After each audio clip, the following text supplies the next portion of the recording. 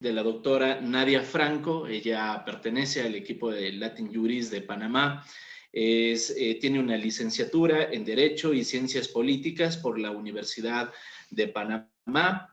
Es además especialista en estudios criminológicos por el Instituto de Criminología de la Universidad de Panamá.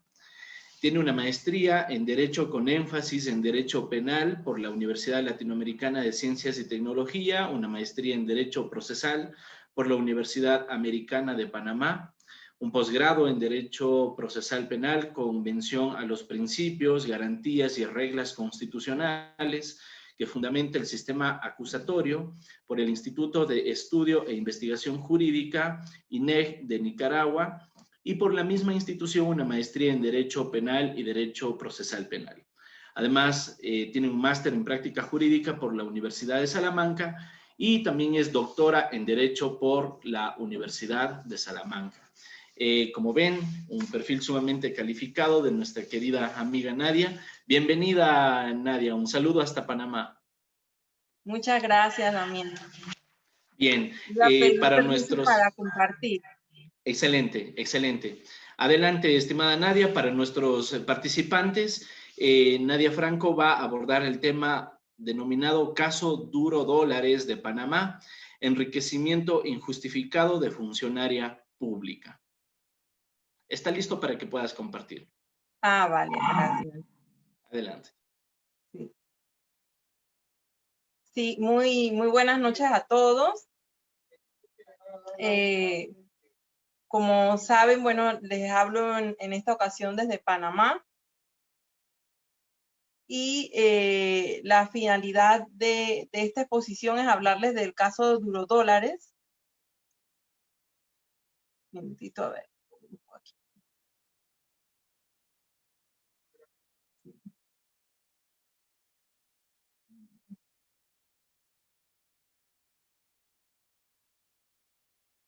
Bueno, no importa, vamos a seguir así porque no lo encuentro allí en él. Les vamos a hablar del caso de Duro Dólares de Panamá sobre el enriquecimiento ilícito de funcionaria pública. Bueno, básicamente, antes de empezar el tema, aquí vamos a ver, por un lado, el tema de lo que es corrupción. También vamos a ver los casos de alto perfil, este en específico. El enriquecimiento ilícito, el índice de percepción de corrupción y también lo que sería, pues, servidor público. Entonces, ¿qué ocurrió para nosotros? En Panamá, todo inició para los tiempos de doña Mireya Moscoso, que fue nuestra primera presidenta mujer. En el año 1999, ella fue seleccionada como presidenta en las elecciones y durante ese periodo se dieron una serie de escándalos y probablemente el escándalo más sonado fue el de los duros dólares. Entonces, aquí salió a flote a raíz de un allanamiento que se dio en la residencia de doña Dalvis Xiomara Sánchez, que en paz descanse, porque ya no está con nosotros, y ella laboraba como la secretaria administrativa de la presidencia. Entonces, allí fue que inició todo. El 16 de agosto del año 2002, don Nicolás Valdés, que trabajaba para la señora Dalvis, sustrajo un fajo de $22,000 de la residencia de la señora Dalvis. Entonces, allí fue donde salió a descubierto que tanto el señor Nicolás como la señora Gloria Hernández eran las personas que trabajaban en la casa de la señora y que de una u otra manera estaban hurtando los fajos de billetes que encontraban alrededor de la casa. Entonces ellos señalaron que había tantos billetes en la casa de la señora Dalvis que inclusive había unos que estaban en la nevera o los podían encontrar, por ejemplo, en la alacena de la cocina, podían encontrar también en lo que era el patio, cerca de las plantas y todo. O sea, había demasiado cash, como decimos nosotros, demasiado dinero suelto por todas partes.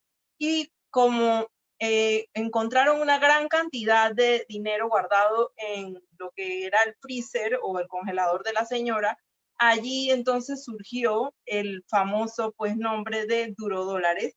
a raíz de el helado casero que nosotros hacemos en Panamá, que son los duros. Entonces, cuando se llevaron a cabo las investigaciones, se hizo como un estudio de cuánto dinero el que se encontraba, ¿no? Entonces, cuando a la señora Dalby se le preguntó por qué ella tenía tanto dinero en su casa, ella explicó que porque tenía desconfianza de los bancos, que ella no confiaba en los bancos de Panamá y por eso tenía entonces el dinero en su casa. Así que la Contraloría General de la República consideró que había un presunto delito contra la administración pública, porque como ella tenía una posición muy especial dentro de la presidencia. Entonces, cuando se armó todo el informe por parte de la DRP, que en ese entonces era la Dirección de Responsabilidad Patrimonial, hoy en día ya no es la Dirección de Responsabilidad Patrimonial, hoy en día tenemos una Fiscalía General de Cuentas, que es la que lleva a cabo esta investigación. Entonces, ellos determinaron que la señora Dalby Sánchez tenía un ingreso de 215.039 balboas que ella no podía justificar. Entonces, obviamente, si ella no podía justificar lo que tenía, entonces allí pues inició todo. Por otro lado, también hubo investigaciones por parte del fiscal anticorrupción, que tampoco está con nosotros hoy en día, Ramsés Barrera, que en paz descanse, y él fue el que determinó que esta señora no podía justificar esa cantidad de dinero que tenía. Como también se hicieron otras investigaciones a lo que eran las cuentas bancarias, al uso de las tarjetas de crédito que ella tenía. Y pues no se podía, como quien dice, hacer una conexión entre lo que ella ganaba diariamente, los supuestos negocios que tenía y la cantidad de dinero que ella estaba manejando. Entonces, a la señora Dalby le llegaron a hacer una serie de audiencias. En primera instancia, ella fue condenada a 6 años de prisión por parte del juzgado primero penal. Luego se llevaron a cabo otras audiencias. El 21 de enero del 2011 se llevó a cabo otra audiencia en el juzgado tercero del circuito penal. Y como estas cosas que parecen realmente pues como de novela o de película, la señora Dalby Xiomara Sánchez, implicada en este escándalo, murió el domingo 11 de noviembre del 2012 tras sufrir un golpe en la cabeza, y explicó su representante legal, que era el abogado Rogelio Cruz en ese entonces, que ella murió por una intervención quirúrgica que le tuvieron que hacer para quitarle un coágulo. Entonces, ¿qué es lo que tenemos aquí? Pues que la señora Dalby sí subió y bajó escaleras por todo lo que ocurrió, o sea que obviamente no pasó un buen rato, como quien dice, pasó más bien un mal rato a raíz de estas investigaciones, pero al final murió y entonces no se cumplió la pena. Entonces, ese tipo de casos así que al final terminan en impunidad, el pueblo panameño siempre queda como con ese mal sabor de boca, ¿no? Y yo creo que lo mismo ocurre en todo el resto de nuestra América Latina. Ahora entonces es que nos surgen una serie pues, de interrogantes. Primero, ¿cuándo inició la cacería de servidores públicos corruptos? ¿Qué instrumentos tenemos nosotros en Panamá para luchar contra lo que sería la corrupción? ¿Qué tipos de responsabilidades tienen los servidores públicos que tenemos en Panamá? Y entonces, si los casos se pueden resolver solo por la vía penal, que es lo que hemos estado hablando a lo largo de la noche de hoy, o si se pueden resolver por otras vías. En cuanto a la primera interrogante, que les pongo que es sobre la cacería de los servidores públicos, yo les puedo explicar que en Panamá nosotros tuvimos una dictadura que duró 30 años, se fue del 68 hasta el 89. Entonces, allí nosotros realmente no tenemos como país bien claro qué tipo de actos de corrupción se dieron ni nada, porque ese sistema era muy hermético y no había ningún tipo de investigación ni nada.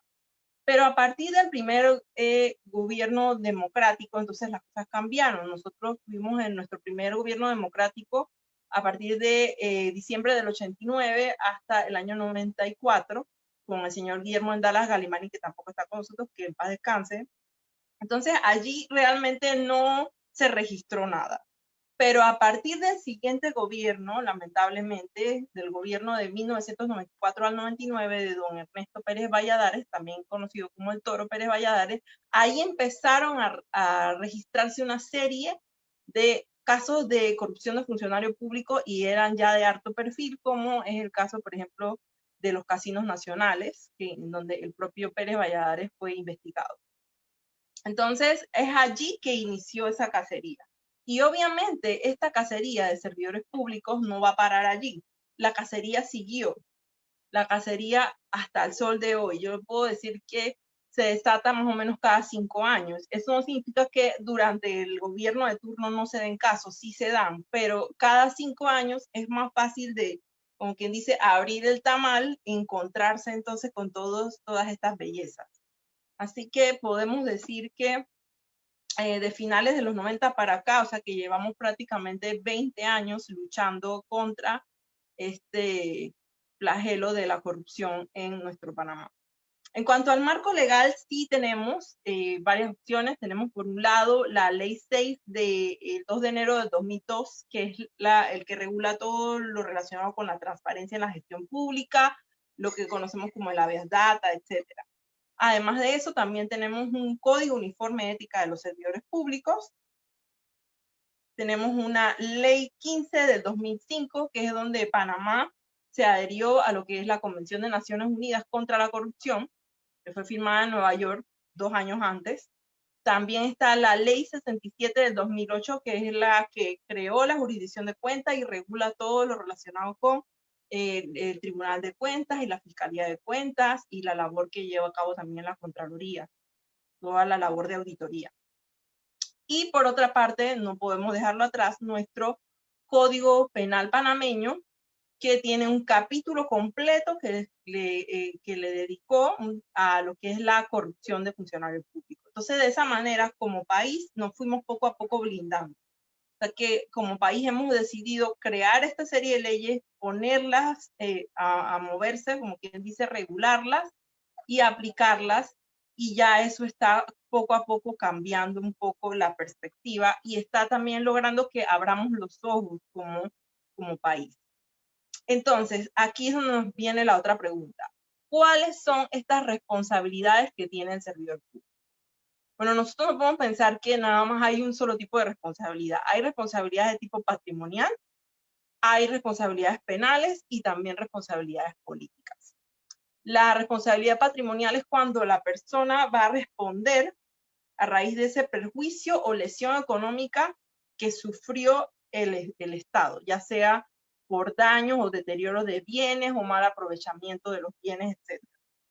La responsabilidad penal va a surgir entonces siempre y cuando se dé, tal y como lo explicaron varios de los compañeros en la noche de hoy, siempre y cuando se dé el tema del daño a la sociedad y que esa conducta esté debidamente tipificada como delito en nuestro Código Penal.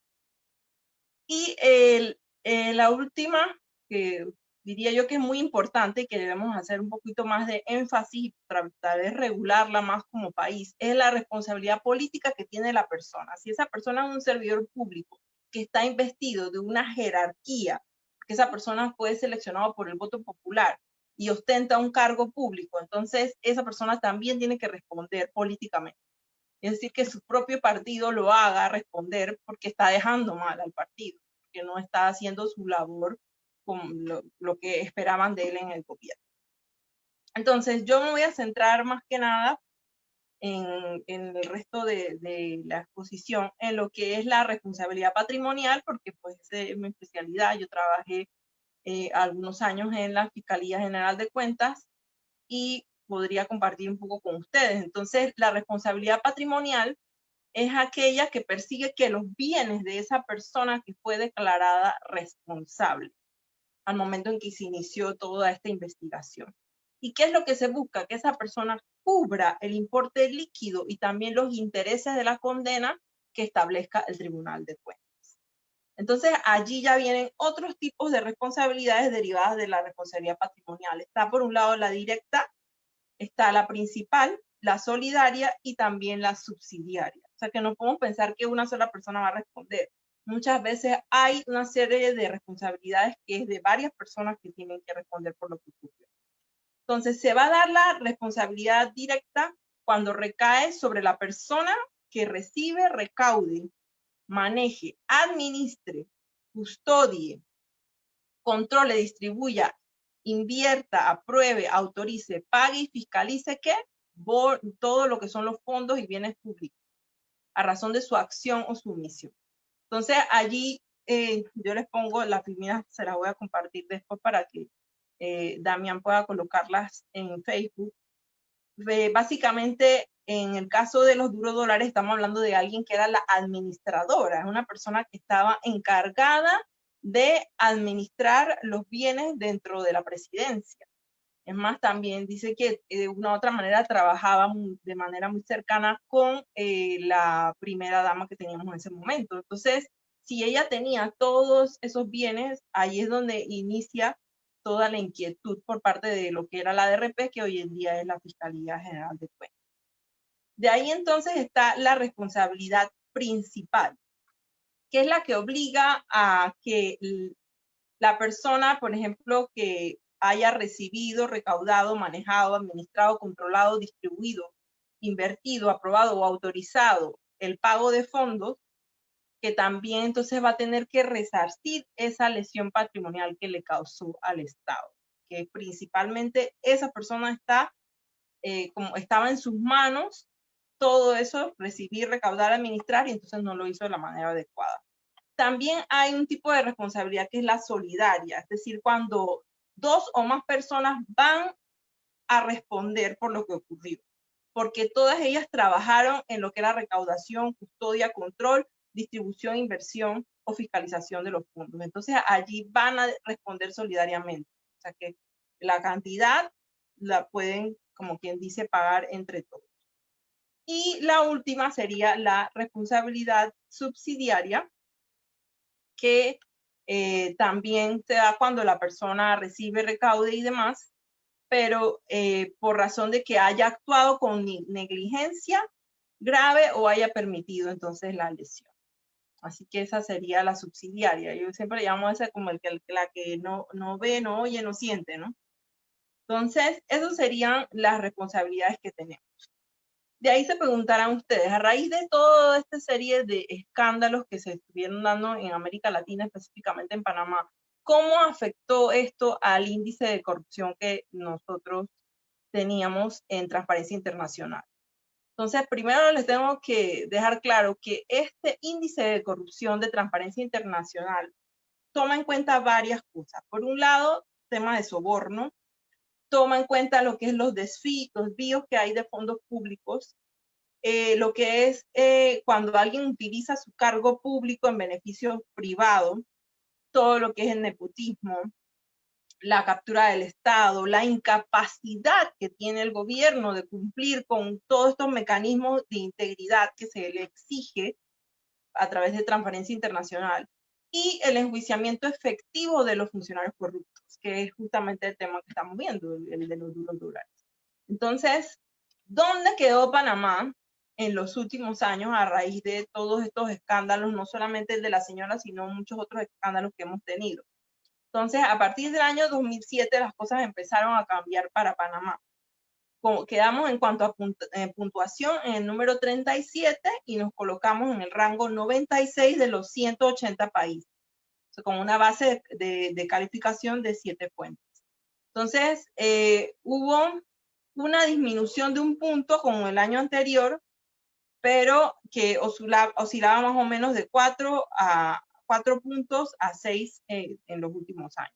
Entonces, ¿por qué se dio el cambio de rango? ¿Por qué Panamá empezó a considerarse que era pues, un país con índice más alto de corrupción? Pues porque, por un lado, se introdujeron una serie de nuevos países, y entonces también eso podía haber desmejorado la situación. Pero ya para el año 2008, que siguieron otra serie de escándalos que tuvimos cuando se dieron los cambios de gobierno y demás, Panamá entonces pasó al puntaje 37, la posición 93. Y en el año 2019, que fue pues, el año que acaba de pasar, Nuestra América Latina, lastimosamente, estaba con una puntuación media de 43 sobre 100 y Panamá quedó 36 sobre 100. Así que eso se considera una puntuación media baja, o sea que no estábamos tan rojo, pero estábamos en un color naranja. Entonces, allí es donde vemos pues que la percepción de la corrupción lastimosamente sigue afectando a nuestros países de América Latina, nos sigue afectando a nosotros los panameños. Hay que tomar conciencia, todas las personas que se dediquen a ser funcionarios públicos tienen que tomar conciencia.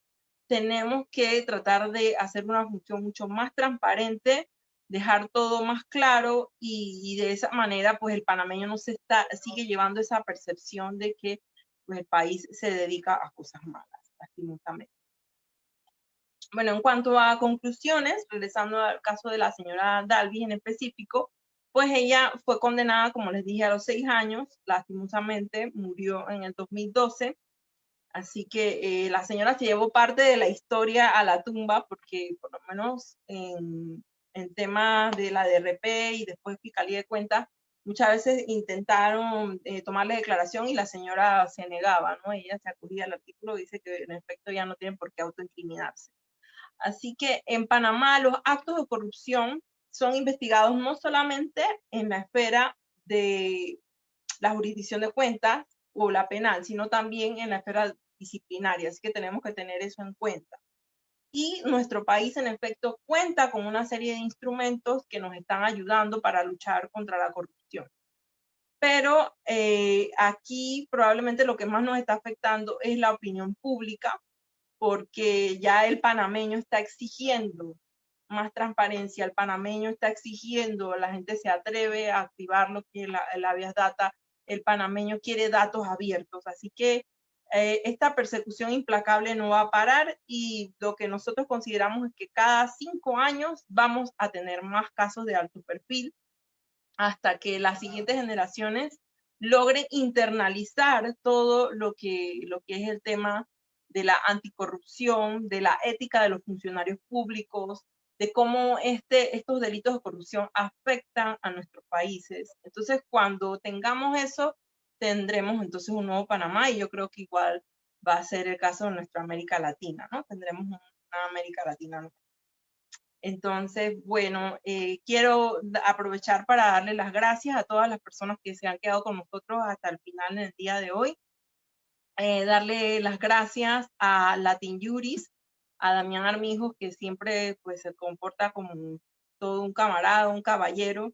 También darle las gracias a Latin Juris Panamá, porque en el día de hoy pues estoy en calidad de docente también de Latin Juris, al profesor Carlos Herrera Ruiz, y a las compañeras que nos han estado siguiendo por parte de la Unión Nacional de Abogadas y los compañeros de CIFIC Centroamérica, así como también los colegas de la Universidad de Panamá, específicamente del Centro Regional de San Miguelito y mis queridos alumnos. Así que muchísimas gracias. No sé si tienen alguna pregunta. Excelente, mi querida Nadia. Muchísimas gracias a ti también por tu participación. Extiendo igualmente el cordial saludo a la Unión Nacional de Abogados de Panamá y al profesor Carlos Herrera por todo el apoyo que nos brindan de manera permanente desde Panamá hacia toda América Latina a través de Latin Juris y CIFIC Centroamérica. Gracias, bien. Bueno, igualmente por temas de tiempo, el día de hoy hemos abordado 6 ponencias, llevamos más de 3 horas continuas en esto, así que en realidad les agradecemos a todos nuestros participantes por sus comentarios. Si algo pudiéramos decir como una suerte de común denominador es que en efecto los actos de corrupción lo que terminan provocando es que efectivamente haya fallas en la confianza que tiene la ciudadanía respecto de la administración pública. Seguramente cada uno de los participantes, de los cursantes, podrá ir sacando sus propias conclusiones respecto de las experiencias que tenemos en los diversos países de América Latina. Nada es definitivo, ya la exposición justamente de nuestra querida doctora Andrea Quiroga decía que las experiencias de uno y otro país dependen en función de las realidades propias. Las soluciones que podamos ofrecer a los actos de corrupción dependen de las realidades que vivamos en cada uno de nuestros países, y justamente uno de los elementos que nos ayuda a identificar cuáles son esas soluciones es conocer las experiencias que podemos vivir a lo largo de nuestro continente. Así que esperamos que esto pueda ser sumamente útil para ustedes como abogados patrocinadores, como funcionarios públicos, para que puedan también ofrecer soluciones en sus respectivos países. Los esperamos así entonces el día de mañana en la tercera jornada de este seminario internacional, y les deseamos a todos ustedes un feliz y reparador descanso. Muchísimas gracias, Nadia. Hasta luego. Hasta pronto.